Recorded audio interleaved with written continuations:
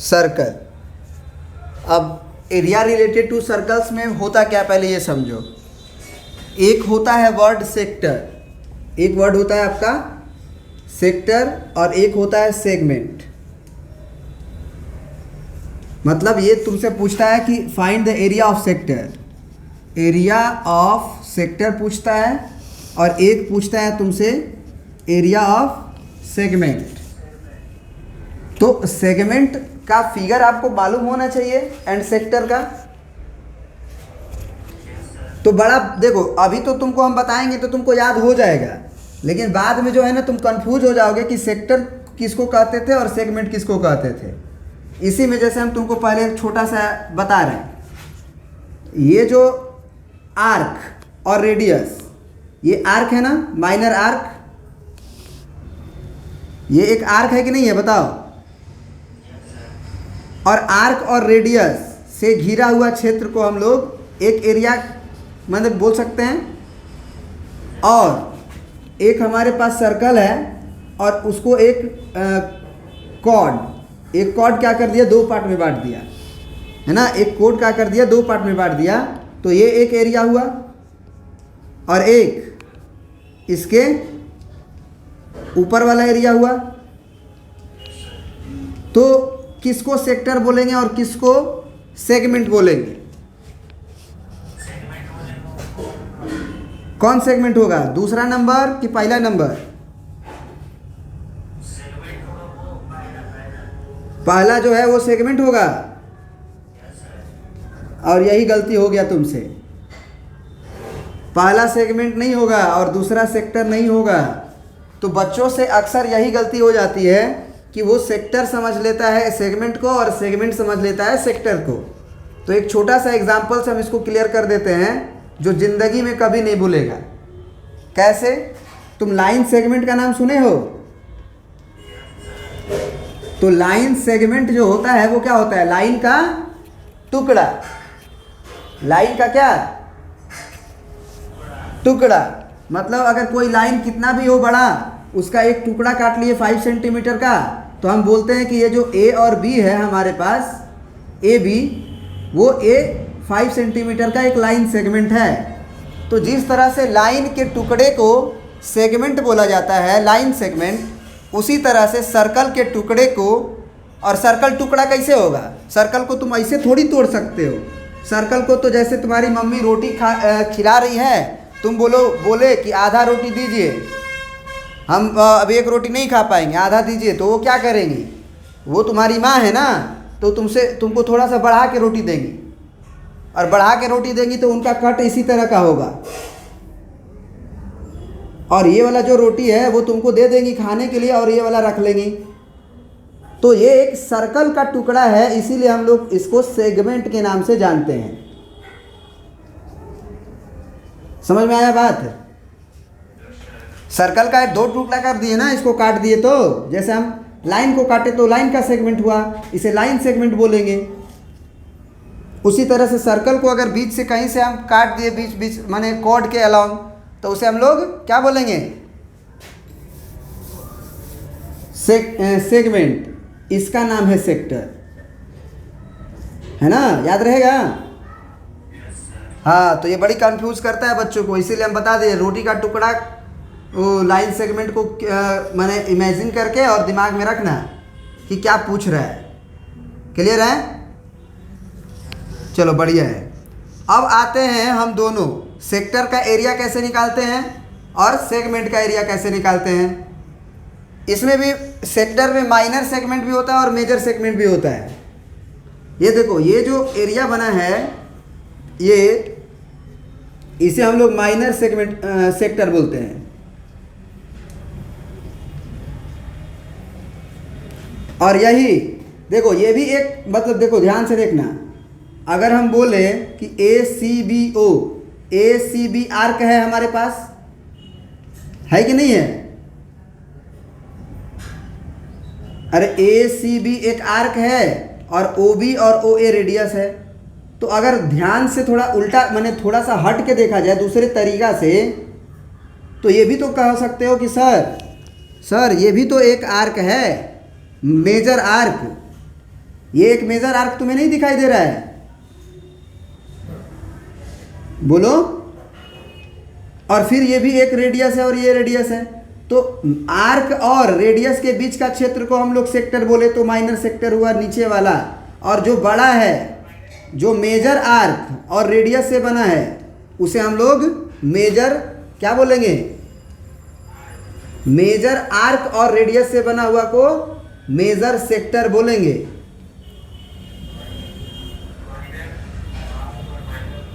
और ये छोटे वाला जो आर्क है और जो रेडियस से उससे घिरा हुआ जगह को हम लोग माइनर सेगमेंट कहेंगे। उसी तरह से इसे हम लोग क्या नाम देंगे? Minor segment. और ऊपर वाले को क्या नाम देंगे? Major segment. तो ये फिगर आप बना लेना अपने कॉपी पे और लिख भी लेना। अब आते हैं एरिया पे कि एरिया कैसे निकालते हैं।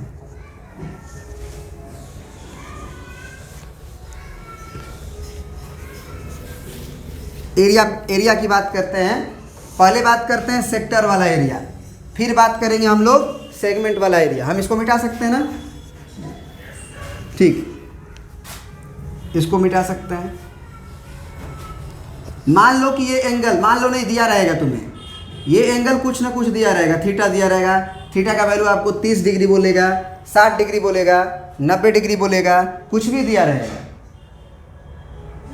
ठीक है।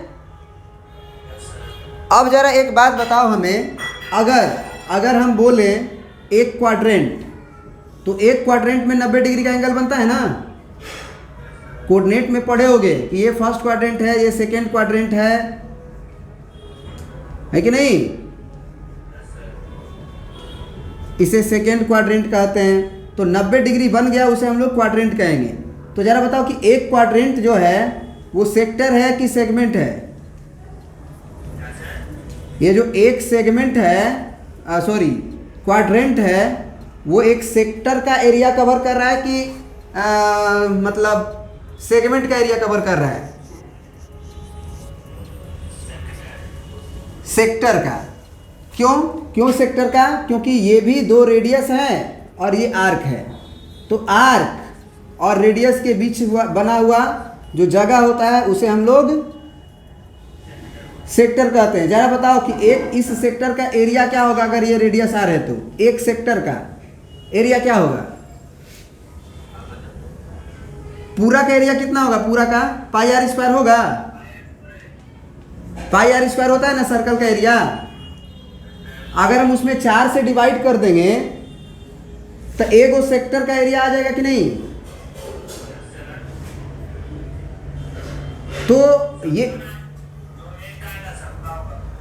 तो मतलब अगर पूरा का पाई आर स्क्वायर है और चारों भाग तो इक्वल ही है ना। ऐसा थोड़ी है कि ये बड़ा है ये छोटा है। तो जब चारों बराबर है तो 4 पार्ट में बांट दो पाई आर स्क्वायर को। जितना एरिया आएगा उसको 4 पार्ट में बांट दो। तो ये पाई आर स्क्वायर बाई 4 होता है एक सेक्टर का एरिया। यदि एंगल क्या डिग्री बने? 90 डिग्री बने। एंगल क्या डिग्री बने? तो वो कैसे आया होगा पता है? ऐसे आया होगा कि यदि 360 डिग्री एंगल बनेगा, अगर सेंटर पे कितना डिग्री बनेगा? If 360 degree make at centre then area is equal to pi r square. अगर सेंटर पे हम क्या करें कि 360 डिग्री घूम जाएं तो पूरा का पूरा हमारा सर्कल कवर हो जाएगा कि नहीं? तो अगर सेंटर पे 360 डिग्री का एंगल बना तो पाई आर स्क्वायर एरिया हुआ। तो अगर 1 डिग्री बनेगा तो कितना होगा? कम कि ज़्यादा? ये एरिया मानोगे ना। अगर 1 डिग्री बनेगा तो ये एरिया कम होगा। कम के लिए हमको क्या करना चाहिए? 360 से उसको divide. 360 degree at centre then 1 if, इसलिए 1 degree make at centre then area is equal to pi r square by 360। इसीलिए अब 1 डिग्री पर अगर हम निकाल लिए हैं एरिया, 1 डिग्री का जो जगह बन रहा है उसका एरिया निकाल लिए हैं, तो 90 डिग्री के लिए क्या करेंगे? समझ में आ ही जाएगा। तो फिर हमारी जगह पे तुम नहीं रहते? नहीं। अरे भाई हम ये तुम्हें बता रहे हैं, समझो कि एक सर्कल का एरिया कितना होता है। तो अगर पूरा घूमे माने 360 डिग्री घूमे तो एरिया कितना आया? पाई आर स्क्वायर। तो 1 डिग्री घूमोगे खाली, मतलब यहीं पे थे, आप पूरा नहीं घूम के बस इतना घूमे हो, ये नहीं घूमे हो, तो कितना होगा एरिया? कम होगा। तो कम के लिए जैसे हम बोलते हैं ना कि 10 केले का दाम 20 रुपया है, तो 1 केले का दाम 20/10 तो 2 रुपया। 1 केले का दाम 2 रुपया, बोलते हो कि नहीं बोलते हो? 10 केले का दाम अगर 20 रुपया है तो 1 केले का दाम 2 रुपया होगा। कैसे हुआ? तो 20/10। तो उसी तरह से 360 डिग्री पे एरिया बन रहा है पाई आर स्क्वायर, तो 1 डिग्री पे एरिया बनेगा पाई आर स्क्वायर बाई 360 डिग्री। अब अगर 1 केले का दाम 2 रुपया है तो 50 केले का दाम 50 गुने 2 यानी 100 रुपया। 1 केले का दाम अगर 2 रुपया है तो 90 केले का दाम। मतलब ये हुआ कि अगर 90 डिग्री का निकालना है तो आपको कितना से गुना करना होगा इसको? 90 से। 1 डिग्री का मालूम हो गया तो 90 डिग्री के लिए 90 से गुना। 1 केले का दाम मालूम चल गया 2 रुपया, तो अब 50 केला के लिए 50 का गुना।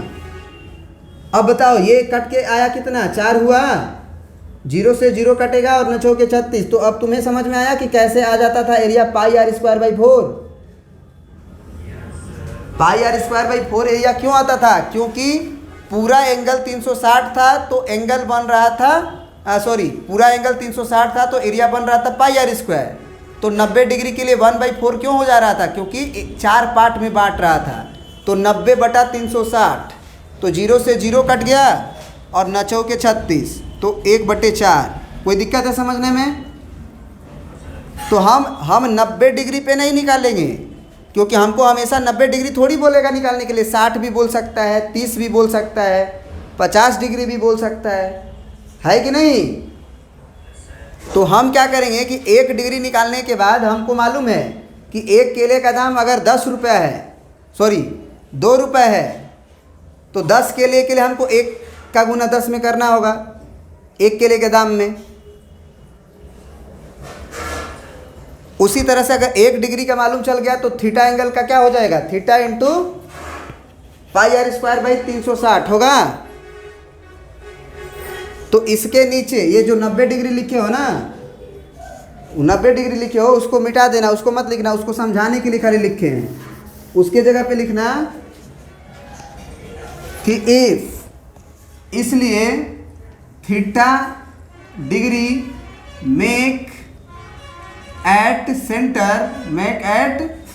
Centre then area is equal to pi r square by 360 और गुने थीटा डिग्री है ना, तो थीटा से गुना करेंगे। अब 90 होगा तो 90 से गुना हो जाएगा। समझे कि नहीं? तो इसका मतलब फार्मूला आ गया हमारा। किसका फार्मूला आ गया? एरिया ऑफ सेक्टर का। कितना? थीटा बटा में 360 गुने पाई आर स्क्वायर। समझ में आया? अब थीटा का वैल्यू अगर तुम 90 डिग्री डालिएगा ना, 90 डिग्री डालिएगा तो अपने आप 1 क्वाड्रेंट का एरिया देगा। तुम करके देख लो। ये थीटा 90 डिग्री है, 90 डालो, 90 डालोगे तो पाई आर स्क्वायर बाई 4 देगा। और यही 90 की जगह पे अगर ये पूरा डाल दिए, ये पूरा, तब तो एरिया ये पूरा होगा ना। तो 180 डिग्री डालोगे तो 0 से 0 कटेगा और 18 दूना, बोलो ना, 0 से 0 कटा और 18 दूना 36। तो क्या पाई आर स्क्वायर बाई 2 नहीं होना चाहिए? सेमी सर्कल नहीं हो जा रहा है 180 डिग्री डालने पे? तो पाई स्क्वायर का बाई 2 होना ही चाहिए। तो आप फार्मूला याद रखिएगा कि सेंटर पे अगर थीटा एंगल बन रहा है तो theta by 360 into pi r square. ये माइनर आर्क का एरिया हुआ ना। और अगर मेजर आर्क का निकालना होगा तब थीटा को 180 डिग्री से ज़्यादा डालना होगा कि कम? तो वही थीटा का वैल्यू आप रिप्लेस कर दीजिएगा कितना से, कितना से बताइए ना? 360 माइनस थीटा से, क्योंकि अगर ये एंगल थीटा है तो ऊपर वाला एंगल कितना हुआ? 360 डिग्री माइनस थीटा, क्योंकि ये 60 डिग्री होगा तो ऊपर वाला 300 होगा। कैसे? तो 360 में से 60 घटाने से,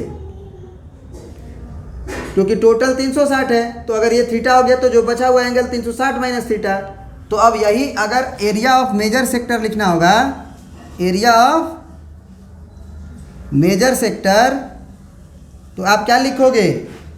theta by 360 into pi r square में आप जो थीटा का वैल्यू रखोगे ना, ये वाला रखोगे, बड़ा वाला। समझ गए कि नहीं?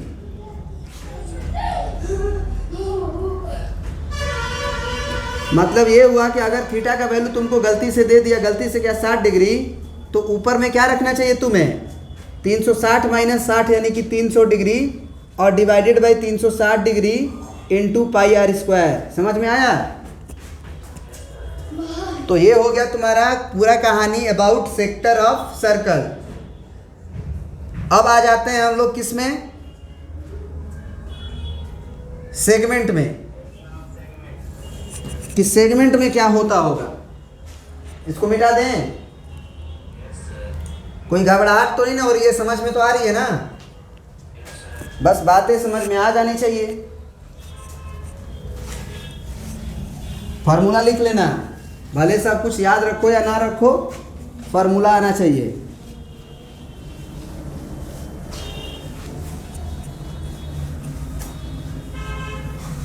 मिटा देना ऊपर वाला। अब आ जाते हैं हम लोग, इसका एरिया निकालने का कोशिश कर रहे हैं, सेगमेंट का।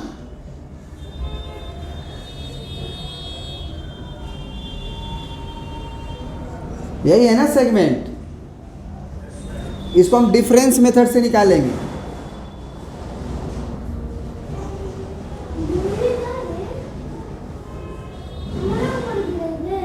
डिफरेंस मेथड क्या है? समझने का कोशिश करना, नहीं तो समझ में नहीं आएगा, पहले बोल दे रहे हैं।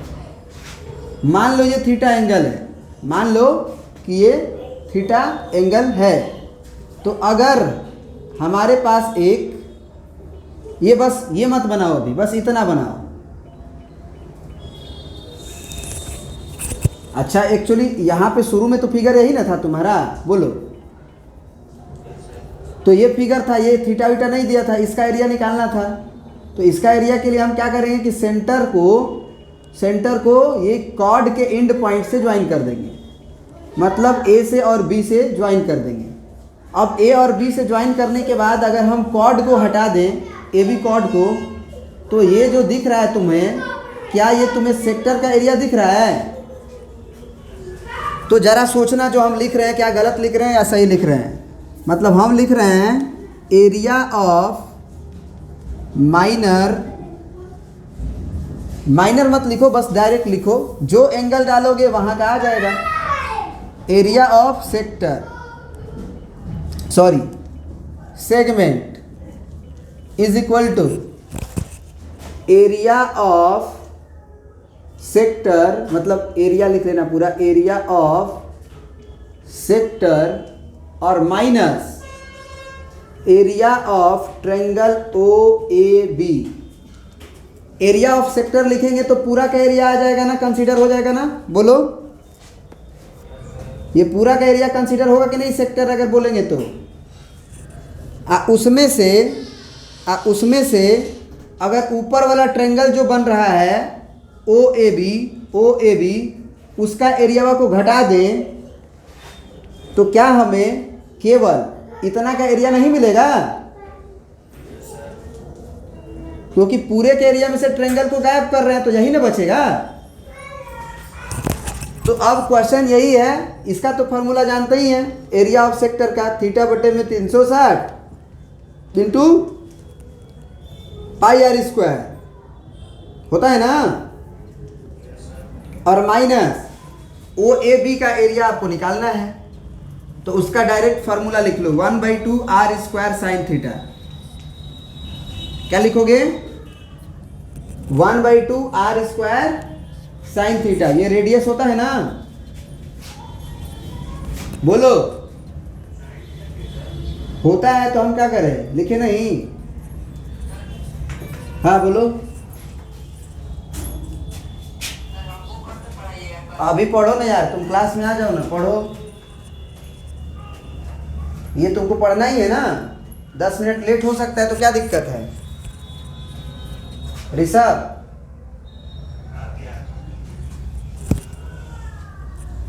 तो ये क्या हुआ 1/2 आर स्क्वायर साइन थीटा। अब ये क्वेश्चन कर सकते हो कि सर ये ट्रायंगल का एरिया ये कैसे आता है, 1/2 आर स्क्वायर साइन थीटा कैसे आता है, ये क्वेश्चन तुम्हारा हो सकता है, यही बोल रहे हो ना? चलो प्रूफ कर देते हैं कि area of triangle O A B जो है वो कैसे हो जाता है 1/2 आर स्क्वायर साइन थीटा। जरा सोचो कि क्या हम लोग इस पूरे एंगल को थीटा बोल रहे हैं, तो अगर यहाँ से अगर हम परपेंडिकुलर ड्रॉप कर दें तो क्या ये θ/2 होगा? बोलो θ/2 होगा कि नहीं होगा? बोलो। अब कंसीडर करो, consider triangle O M B को कंसीडर करो। इसमें हम लोग ऋषभ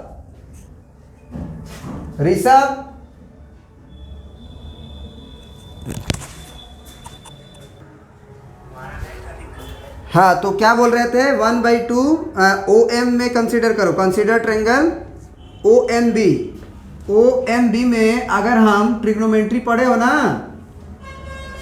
तो ट्रिग्नोमेट्री अगर पढ़े हो तो अगर हम तुमसे पूछें कि साइन थीटा कितना होगा, साइन θ/2 कितना होगा, तो परपेंडिकुलर बाई हाइपोटेनस θ/2 के लिए परपेंडिकुलर एम बी होगा और हाइपोटेनस रेडियस होगा। समझ रहे बात को? ये तुम्हारा एम बी था और ये ओ था, ये θ/2 था, ये आर था। θ/2 के लिए परपेंडिकुलर एम बी होगा ना, तो साइन θ/2 का value M B by r आया, तो एम बी का वैल्यू कितना आ जाएगा, आर को इधर भेजना पड़ेगा तो आर साइन θ/2।